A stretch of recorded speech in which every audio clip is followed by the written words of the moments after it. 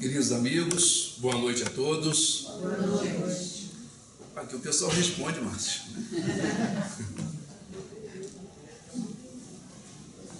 Que Deus nos abençoe, que possamos ter essa tarde de confraternização, de trocas, que os bons espíritos que morejam nesta casa.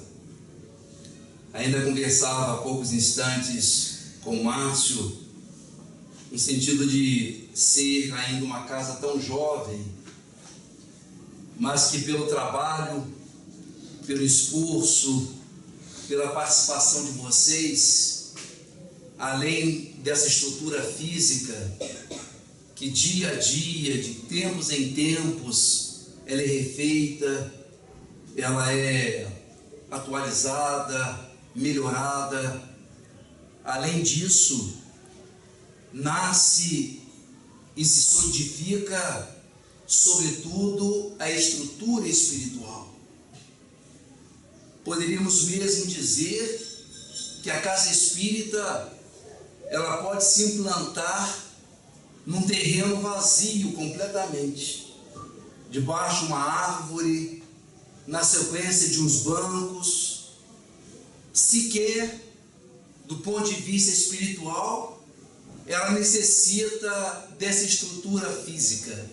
Nós sim, claro, encarnados, precisamos de um pouco de aconchego, de conforto, mas a casa, portanto, de Chico Xavier, esse núcleo de Chico Xavier, vai se solidificando, vai se adensando, sobretudo, na estrutura espiritual, na sua contraparte invisível.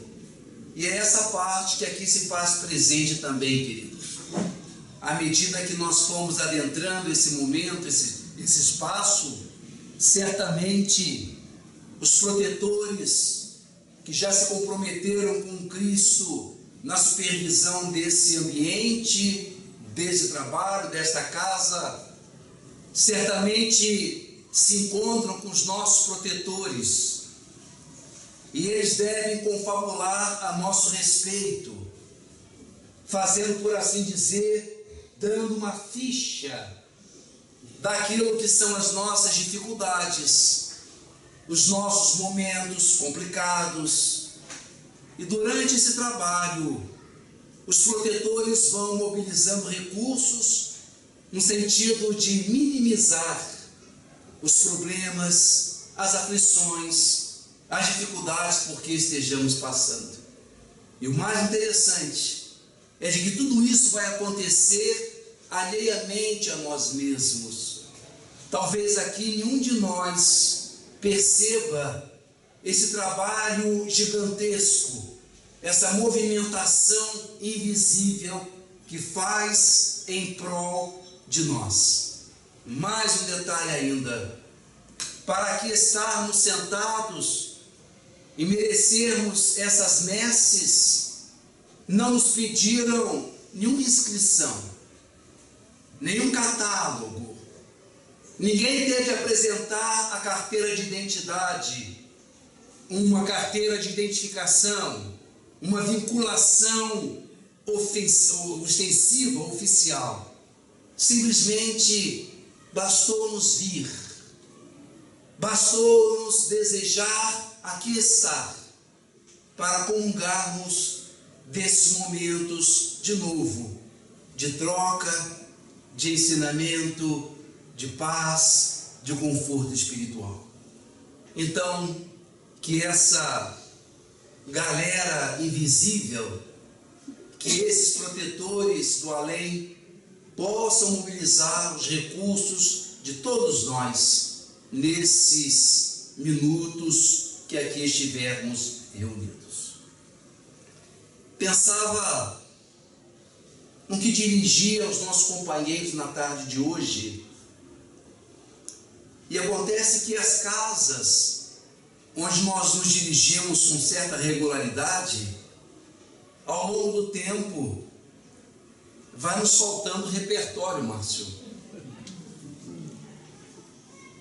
E imaginem vocês que a questão de uma semana, 10 dias atrás, o Márcio teve a ousadia de me perguntar o que eu ia falar. Como é que eu ia responder a ele o que ia falar se eu não sabia ainda o que ia falar? Eu disse, Márcio, deixa livre. Quem for, foi. Quem vier, veio. Então fiquei pensando nesses dias o que trazer aos nossos companheiros para meditarmos nessa tarde e noite de domingo. E me ocorreu, nada exatamente surpreendente, mas o fato de que ao longo desse ano de 2018, nós espíritas temos nos lembrado com mais foco, com mais carinho, do quinto livro que compõe o chamado Pentateuco Kardeciano. Certamente ao longo desse ano de 2018, ao longo dos domingos, companheiros outros atentos a isso aqui estiveram, falando, tecendo considerações em torno do livro A Gênese. A mim aprouve fazer considerações sobre o livro, mas mais exatamente, meus queridos, do capítulo 1 dessa obra estupenda da codificação. Esse capítulo passamos a conhecê-lo há algum tempo e ficamos impressionados com a profundidade, com a importância dele em toda a estrutura do pensamento kardeciano, em toda a estrutura da doutrina espírita, por assim dizer.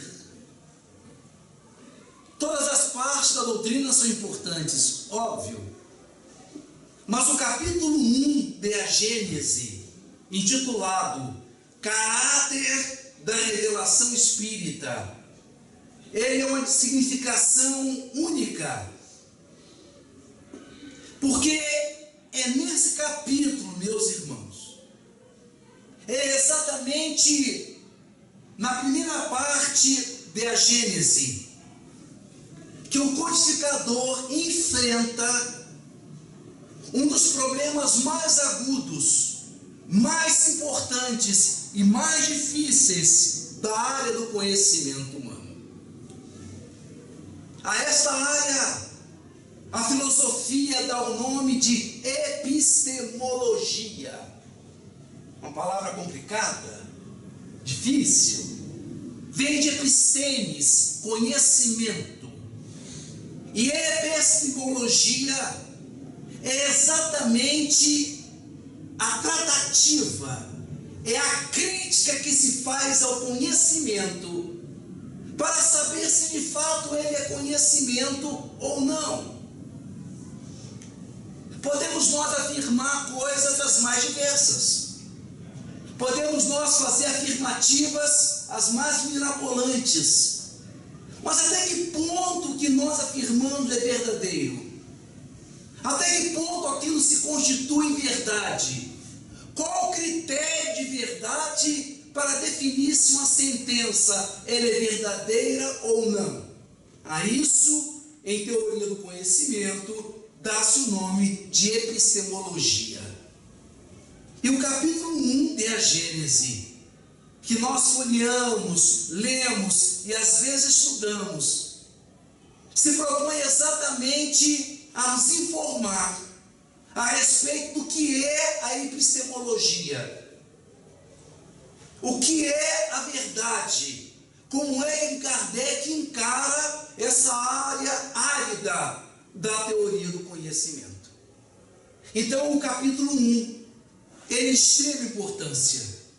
Ele é tão extraordinário que o codificador, antes de publicá-lo no livro, em A Gênese, ele o fez na Revista Espírita de setembro de 1867.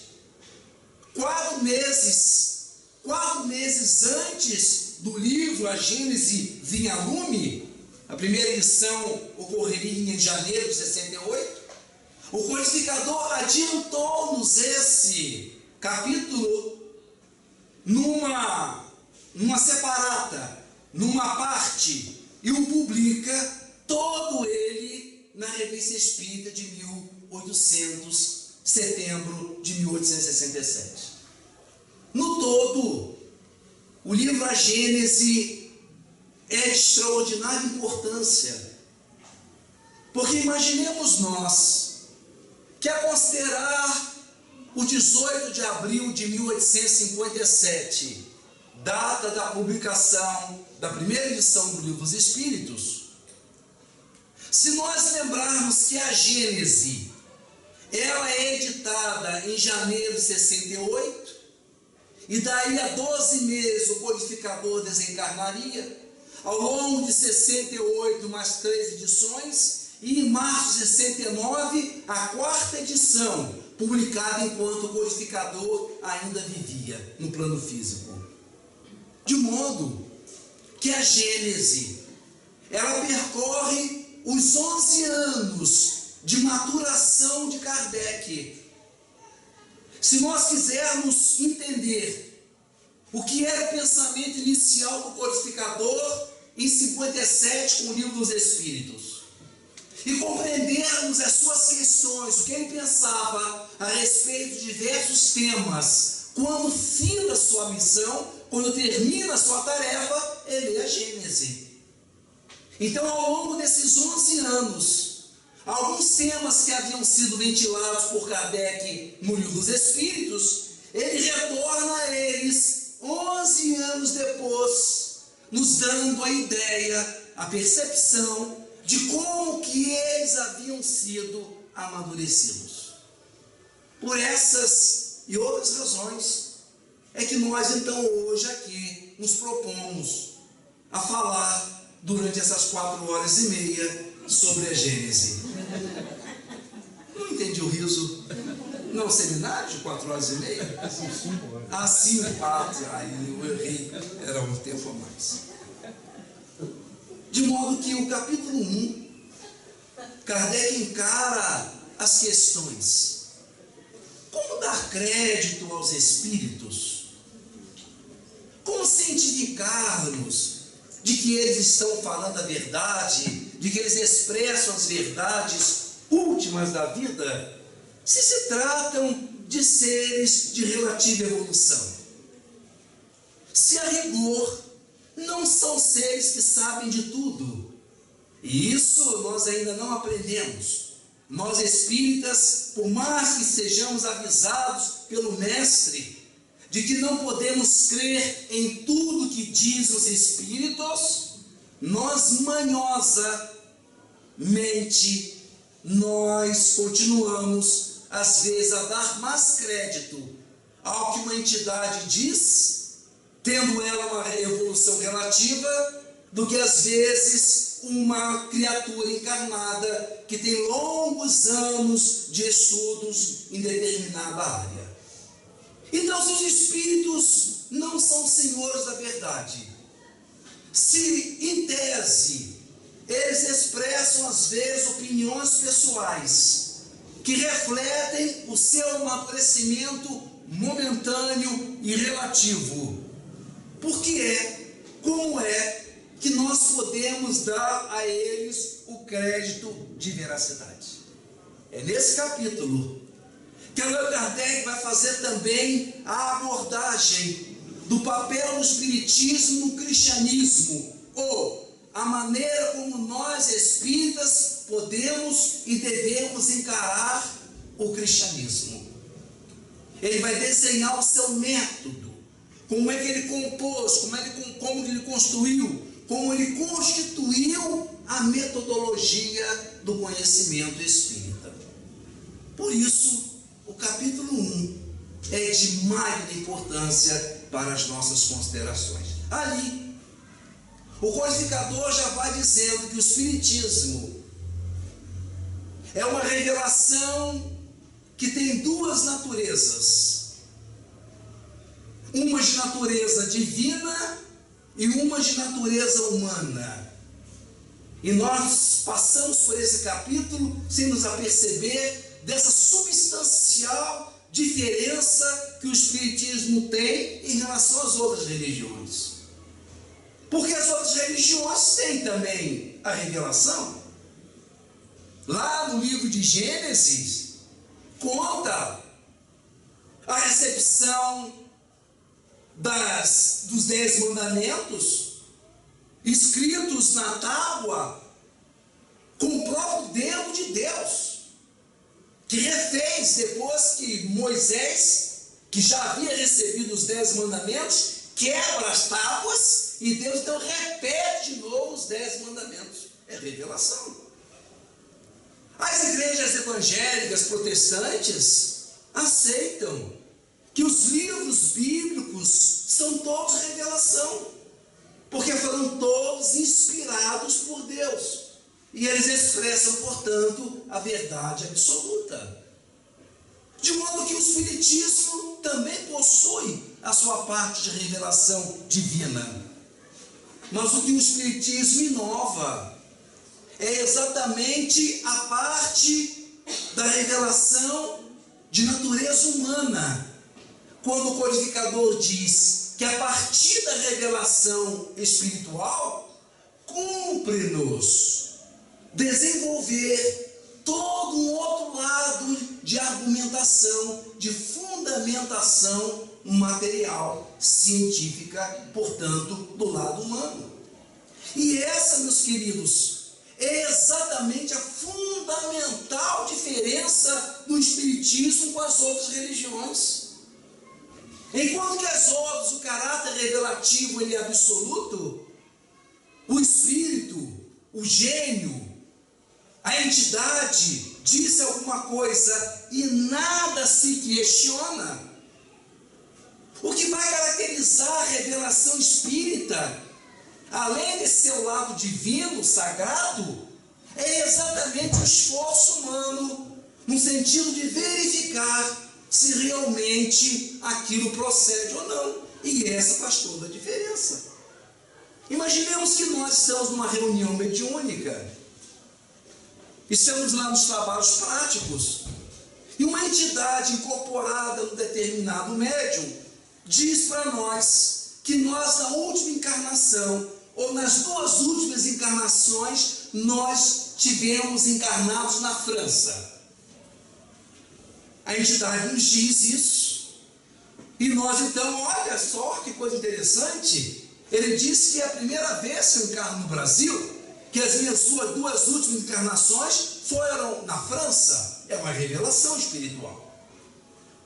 O que é a diferença espírita? Como é que o Espiritismo faz diferença no meio de uma revelação dessa natureza? O Espírito diz.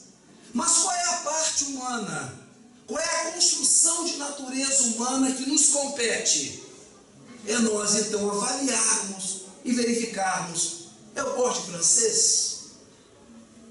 Eu me interesso pelas questões da França?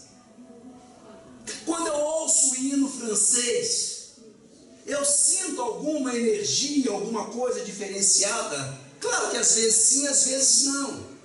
Mas eu estou dizendo é que todo o trabalho de investigação, a partir de uma revelação, compete a nós.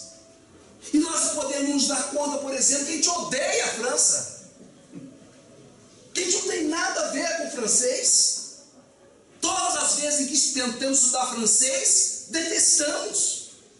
Ora, pode até ser que a revelação seja verdadeira, mas existem questionamentos nossos que no mínimo põem-na de escanteio, em stand-by, de sobreaviso, porque os dados da revelação espiritual não conferem com o nosso achado, com as nossas observações.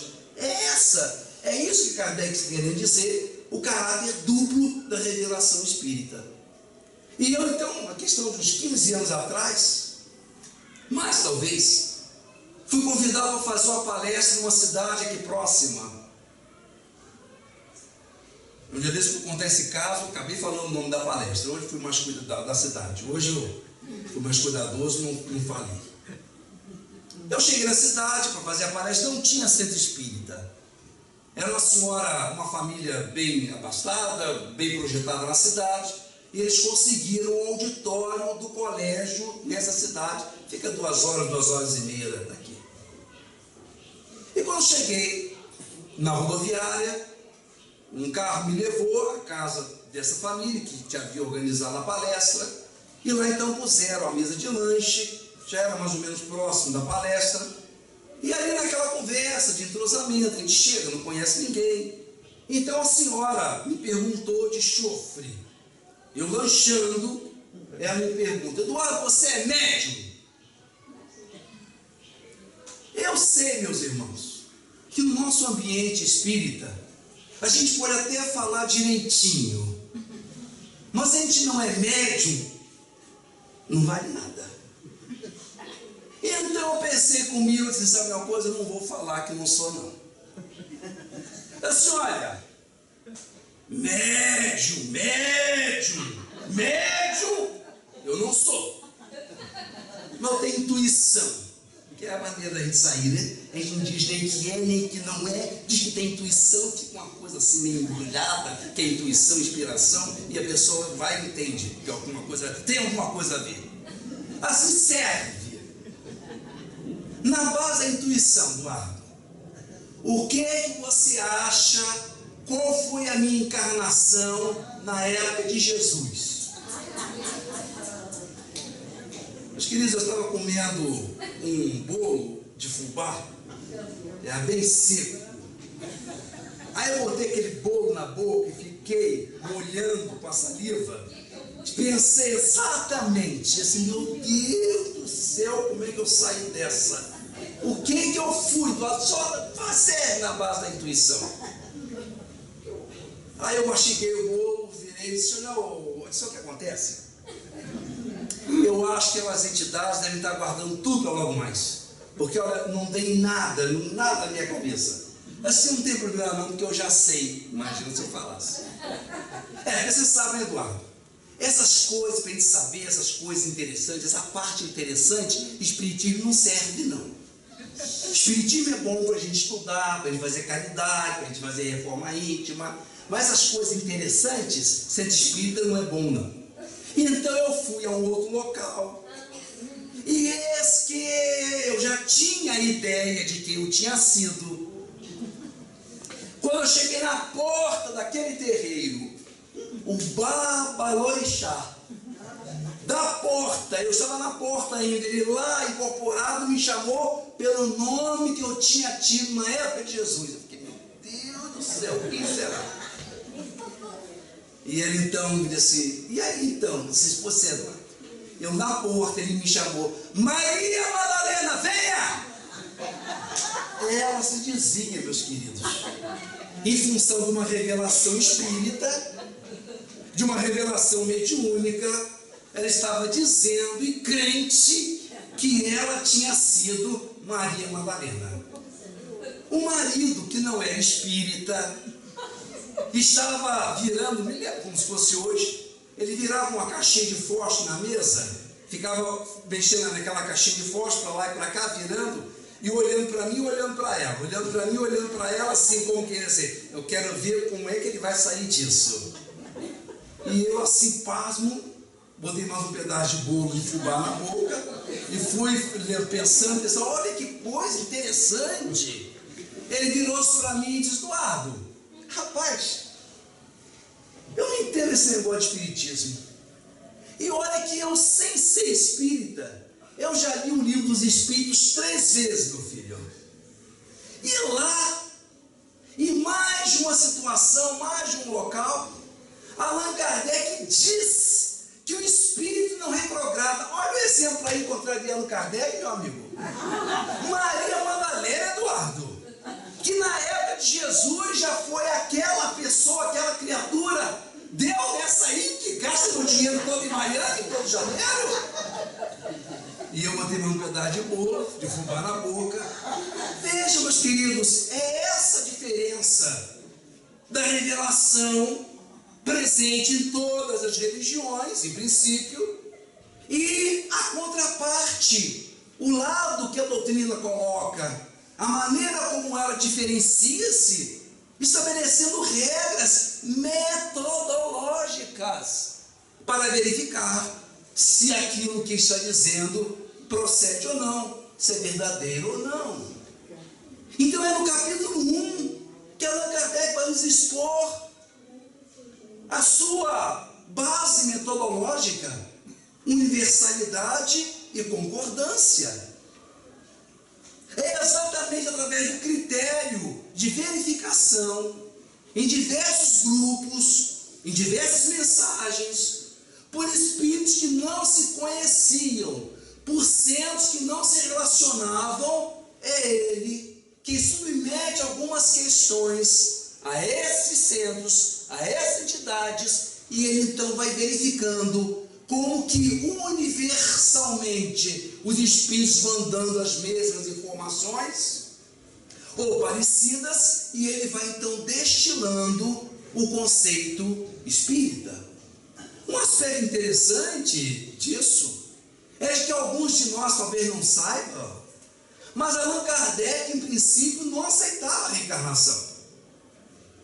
Quando as entidades trazem para ele a ideia das vidas sucessivas, ele talvez por ter uma conformação católica ou por algum outro motivo, ele rebate essa tese constantemente. Kardec de pronto ele não se afeiçoa à ideia da reencarnação. É só depois, diz ele, de várias evidências, e por evidência aí a gente entende uma quantidade fabulosa de mensagens que saem em torno de 50, é que ele então começa a modificar o seu entendimento a respeito da reencarnação.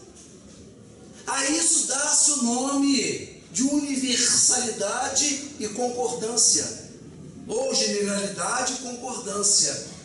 É quando uma questão é levada a várias entidades, vários espíritos, e eles simplesmente se colocam aprovando ou desaprovando, e como é o codificador organizar esses princípios. O que é então a doutrina com relação aos conceitos religiosos? Se nós considerarmos imortalidade, não foi a doutrina espírita quem criou o conceito de imortalidade.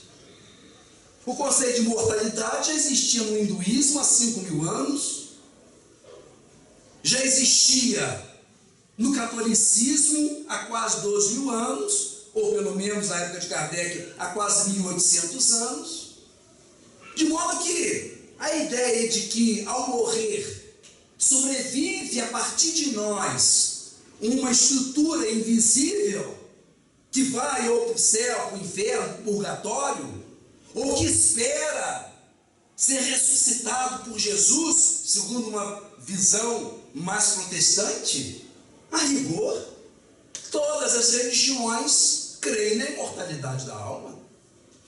Todas elas admitem que as nossas atitudes do lado de cá representam a nossa condição do lado de lá. A rigor, não há aí nenhuma novidade. A doutrina não cria esse postulado da imortalidade, já existia no mundo. O mesmo podemos dizer a respeito de Deus. Não é a doutrina que traz o conhecimento de Deus. As religiões, salvo a exceção, talvez o budismo, que não imagina um Deus, um ser transcendente, pessoal e transcendente, acredita num outro conceito de Deus. Mas fora talvez o budismo, tanto quanto eu saiba, todas as outras religiões têm um conceito de um Deus pessoal e transcendente, um ser que está além das criaturas, de modo que não é um credo espírita propriamente dito. Todos nós nos afinizamos com aquelas criaturas que creem em Deus. A própria reencarnação, ainda que com algumas modificações, ainda que com alguns aspectos diferentes, o hinduísmo é reencarnacionista, o budismo é reencarnacionista. Já existiam antes milhares de anos antes da doutrina, os conceitos de Deus, de imortalidade, de reencarnação e até mediunidade. Porque a interferência do mundo espiritual no mundo físico está no mundo desde que o mundo é mundo. Qual é a novidade espírita? Por que é que o Espiritismo, nesse capítulo, Kardec diz ser a terceira revelação? O que justifica, pergunta ele, pergunta o próprio codificador, o que justifica a vinda do Consolador prometido? Por que é que no meio de todas essas ideias já presentes no mundo, o que o Espiritismo tem que as outras não têm? O que justifica a doutrina espírita? E o que nós depreendemos, então, é de que a grande invenção, o grande pulo do gato, e daí a doutrina ser uma proposta realmente nova e inovadora, é que o codificador, embora não tenha inventado essas realidades espirituais, porque, de novo, já existiam, o que o codificador faz, com a ajuda dos bons espíritos, é exatamente, irmãos, criar uma metodologia para encarar o mundo espiritual. O que a doutrina espírita faz é criar um método de investigação científico para abordar as realidades extrafísicas. E isso é monumental. No século XIX, em que uma ideia para se impor num meio positivista, cientificista, experimentalista, precisava a doutrina trazer essa metodologia, respeitar essa metodologia. E foi isso que o codificador desenvolveu. E por isso a doutrina é diferente das demais. Porque ela cria uma metodologia, ela estabelece critérios para que essas comunicações cheguem e possam ser avaliadas se verdadeiras ou falsas. Temas polêmicos, temas problemáticos são levados, são verificados para ver se eles dizem, se falam a verdade, se são condizentes com a verdade ou não. Então a doutrina espírita inova, na medida em que ela traz uma metodologia toda própria, num meio nihilista, materialista, positivista. Ela cria uma metodologia, respeita a metodologia científica e aplica na realidade espiritual. E isso é uma inovação, é o método da doutrina espírita.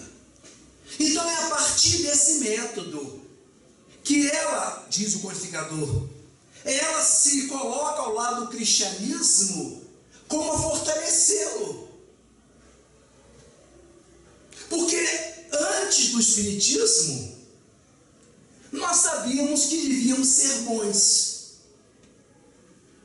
Toda a humanidade entendia que a religião traz um princípio ético em que todos devem ser bons. Mas quem é que afirmava isso, que eu devo ser bom? O pastor, o representante de Deus, o cônego, o padre, o chefe, personalidades humanas diziam que nós devemos ser bons, porque Deus é bom, porque o universo é ético, que a ética, já dizia Amit Goswami, é uma lei da natureza, como o é a gravidade, o eletromagnetismo, a força forte. A ética é uma lei da natureza tão bem estruturada como são as leis materiais que nós conhecemos, cientificamente falando. Mas vejam que eram alegações. E eu pergunto a vocês, por que é que nós devemos ser bons? Onde é que está escrito que é o bem que nós devemos fazer? Ou melhor ainda, qual é a garantia? Tem vários locais que dizem que nós devemos fazer o bem. A questão é, qual é a garantia que nós temos de que é fazendo o bem que nós vamos recolher bons frutos na vida maior? Qual é a garantia? Os ateus, materialistas, colocam as vidas, os destinos das criaturas. Algumas pessoas que se posicionam más, cruéis na vida, perseguidoras, e essas pessoas estão sendo bem, sempre felizes. Essas pessoas, embora sejam más, elas são agraciadas por uma vida boa, uma vida confortável, uma vida feliz, ainda que tendo condutas equivocadas e erradas em contraposição. Há uma quantidade enorme de criaturas que se posicionam bem, boas, fraternas, positivas, e estão a todo momento sofrendo isso ou aquilo, quando não é drama de doença, é drama familiar, problema interno, problema externo. Ora, se Deus privilegia o bem, o bom, o positivo, o ético, como é que as pessoas que vivem dessa maneira sofrem tanto?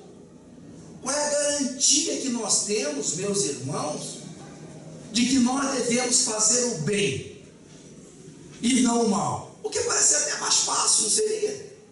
Imagina que não teria esse trabalho todo de reformar. Deixava acontecer, super fácil.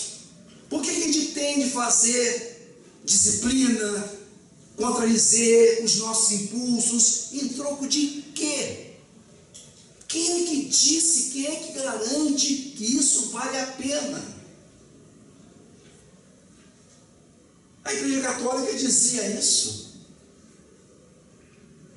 O princípio da graça protestante diz isso. Um homem em Cristo, nova criatura é. Mas qual é a garantia de que isso é verdadeiro?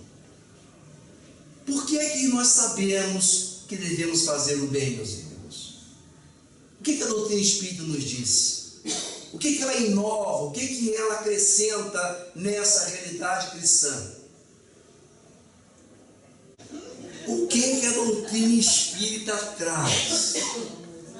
Eu vou responder com um soneto. Eu vou responder com um soneto de Antero do Quental. Está no livro No País da Sombra, recebido pelo médium português, e ele fala nesses termos no soneto, dizendo assim: tu não és ser único absoluto, ó morte, que eu amei outra era, quando a meus olhos foste a primavera que encantava o meu ser irresoluto. Eu amava o teu negro olhar de luto, a tua estranha forma de quimera. Deus da liberdade então te crera, e sorrindo busquei-te resoluto, mas como me enganei. Tu não me deste descanso que tanto apetecia, de sofrer, nova forma ofereceste-me. Atiraste-me a nova hegemonia, de onde em lugar de luz que me acendeste, só noite encontrei que não tem dia. Qual é a grande revelação espírita? Comunicação espiritual. Porque não é o padre, não é o pastor, não é o chefe, não é o cônego. O que levou ao aparecimento do protestantismo foi exatamente a distribuição de indulgências da Igreja Católica. O que eram as indulgências? Era a pessoa que tinha tido uma trajetória de vida toda errada, e aqueles que ficavam porque não queriam que elas fossem para o inferno, pagavam quantias vultosas à Igreja Católica para que essa pessoa, no além, alçasse uma condição superior, melhor, a despeito de ter tido uma vida ruim. E como não havia ninguém que te dissesse, aqueles que pagavam acreditavam que a pessoa estava numa situação boa. O que o Espiritismo inova é a pessoa que vem. São eles que voltam e vêm dizer-nos que estão bem ou mal em função da vida que tiveram. Não precisamos somente crer.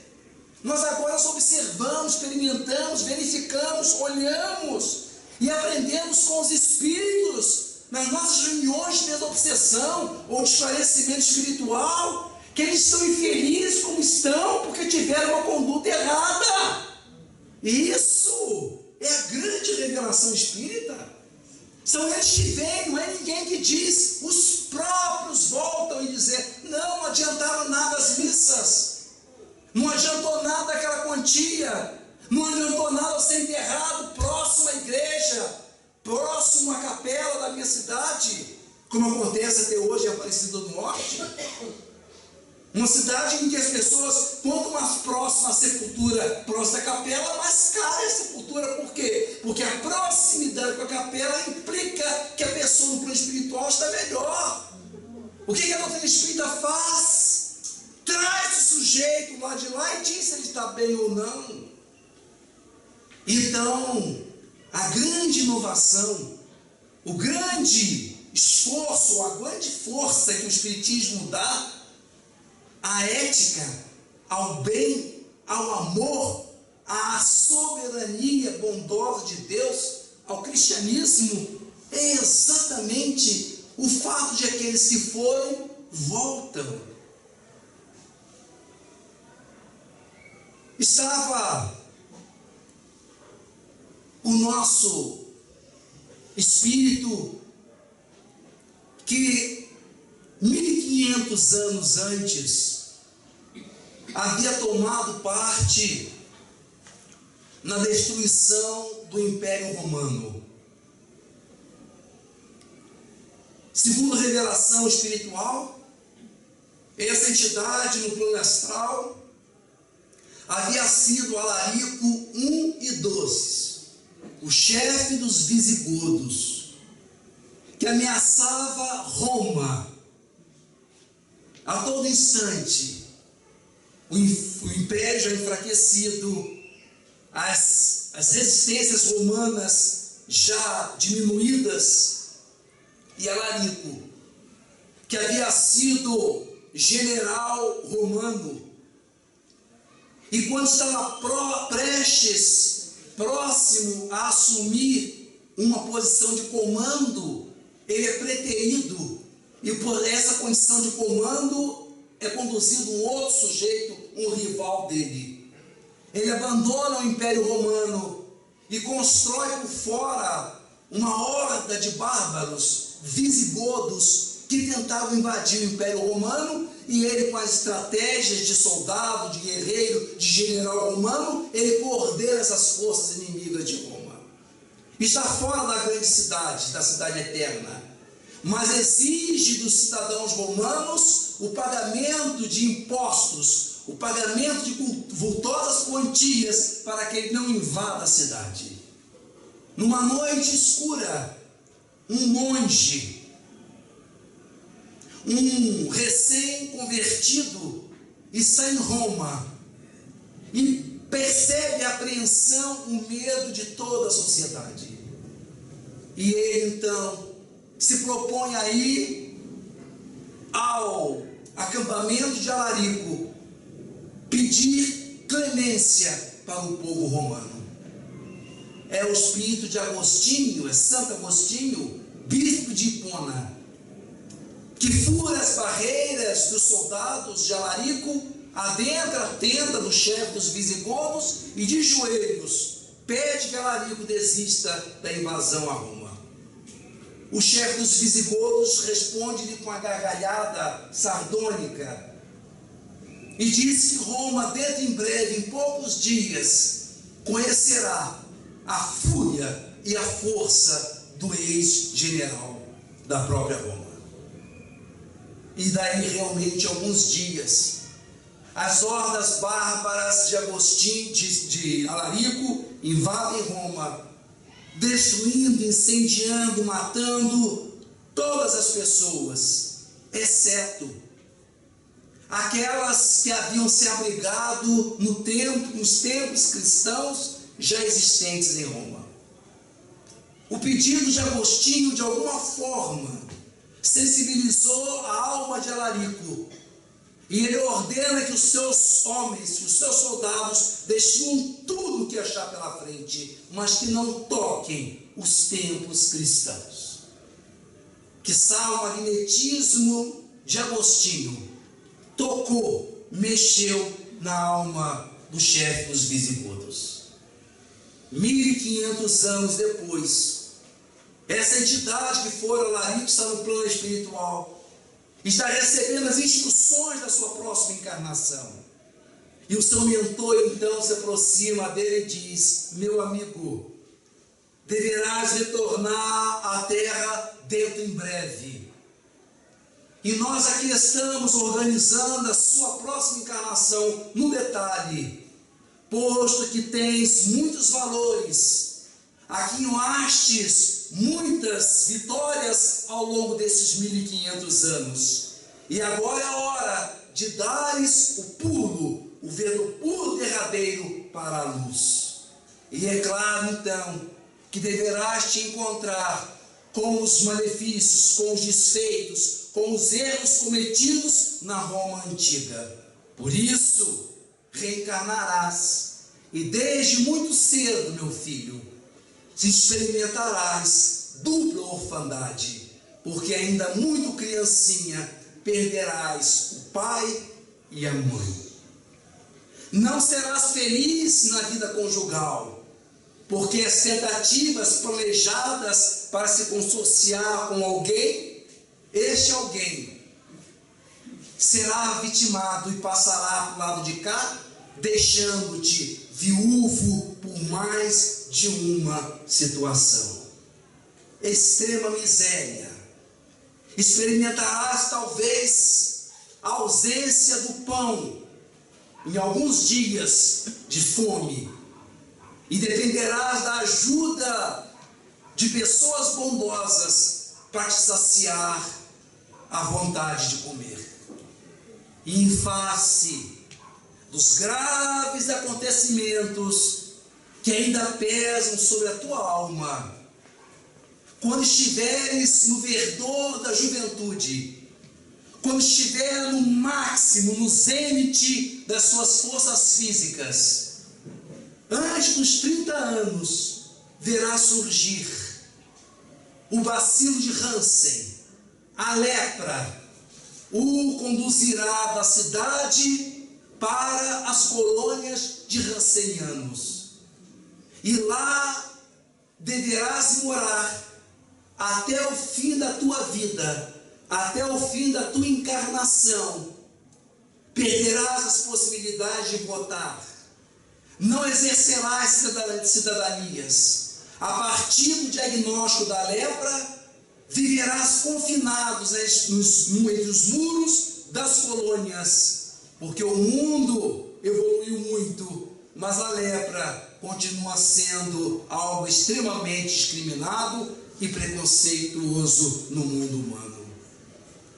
A entidade percebe que tudo aquilo tinha uma razão de ser, que os planos não estavam além, os planos estavam de acordo com as suas necessidades espirituais. E, extremamente emotivo, sensibilizado, ousa perguntar ao bom guia: quais as possibilidades que eu tenho de vencer? Diante de tanta provação, qual é a garantia? Como posso eu sair dessa vida com êxito? O que eu terei em meu favor? E a entidade bondosa diz: em face da tua precaução, no ano de 402 quando invadiste Roma, mas poupastes os templos cristãos a pedido de uma entidade bondosa, essa entidade, meu filho, desde então, dos altos planos em que se encontra, te dirige constantemente vibrações de socorro e de paz. E sabendo que esta sua última encarnação será de grande libertação e de grande dor, pediu a Cristo que seja o seu próprio mentor espiritual. Então terás Agostinho como teu protetor a conduzi-lo pelos caminhos do mundo. Além disso, receberás a graça de reencarnar no Brasil e ali conhecerás o Espiritismo. O Espiritismo, uma vez aceito no teu coração, será o seu grande fanal, a sua grande esperança de uma vida melhor. E é assim, então, meus queridos, que nasce em Borebi, no dia 2 de julho, se não me falha a memória, de 1912, Jesus Gonçalves. Jesus Gonçalves tem uma vida comum, pobre, miserável.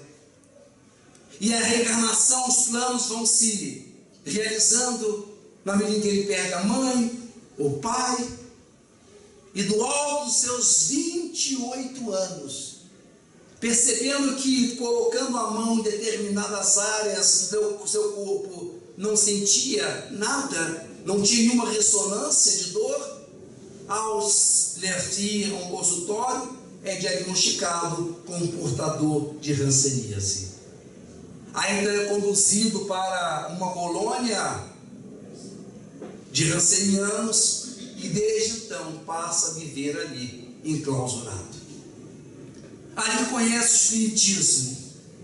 Depois de um longo período de ateísmo, de materialismo, ele, por fim, se move e se torna espírita. E conhecendo o Espiritismo, começa a se corresponder com Chico Xavier, que ainda nessa época morava em Pedro Leopoldo. As cartas saem das colônias de Aimorés, no interior de São Paulo, para Pedro Leopoldo, em Minas Gerais. As cartas do médium para as cartas do hanseniano, e os dois desenvolvem uma amizade muito bonita. Jesus Gonçalves, na doença dele, se concentrou no nariz e na coxa esquerda. Foi ali que o bacilo de Hansen criou um tropismo, uma aproximação, uma atração maior, de modo que a bactéria ia ao longo do tempo consumindo, desgastando toda a cartilagem nasal, assim como os músculos da coxa esquerda. Mas Jesus já estava tão desenvolvido, tão enriquecido espiritualmente falando, que às vezes tirava fotografias e percebia que o nariz estava mais desgastado, mais consumido pela lepra. E mandava as fotos para o Chico e ainda fazia gracejo com a fotografia, dizendo: olha, Chico, se você estranhar alguma coisa, não se importe, sou eu mesmo, Jesus Gonçalves. Se referindo ao esfacelamento do nariz. Combinaram os dois que quem morresse antes iria comunicar ao outro. Os dois médiuns, Jesus acertou com Chico e Chico com Jesus, que quem partisse desse mundo para a parte espiritual primeiro, viria avisar, viria comentar, falar. E é assim então, que em março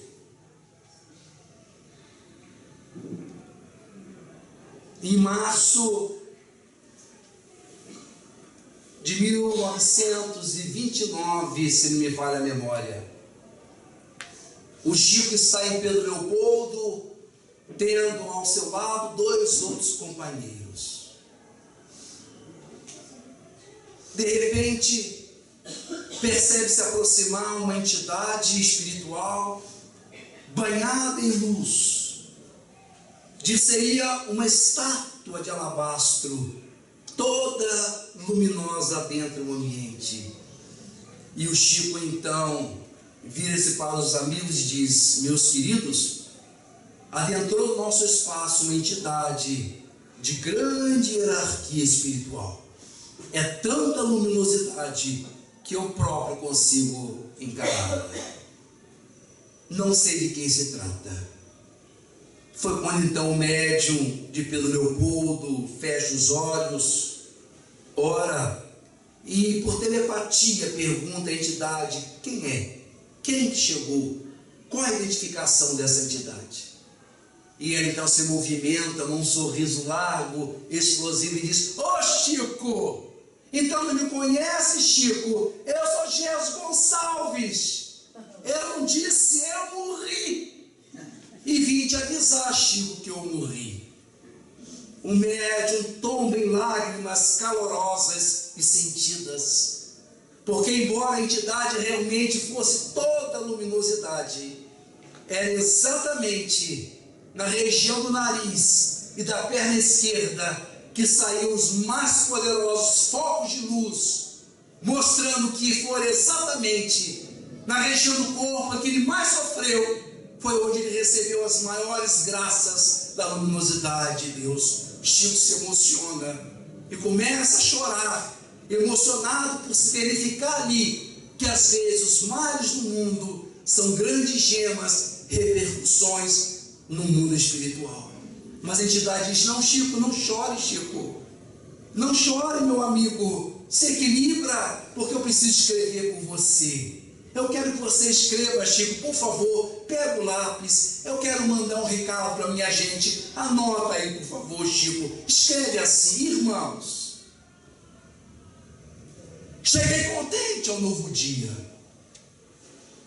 e ainda em pleno sono de estrangeiro, jubiloso saltei do meu veleiro no porto da verdade e da harmonia. Bem dizei com Jesus a dor sombria, na romagem de pranto e cativeiro, nele achareis o doce companheiro para as rudes tormentas da agonia.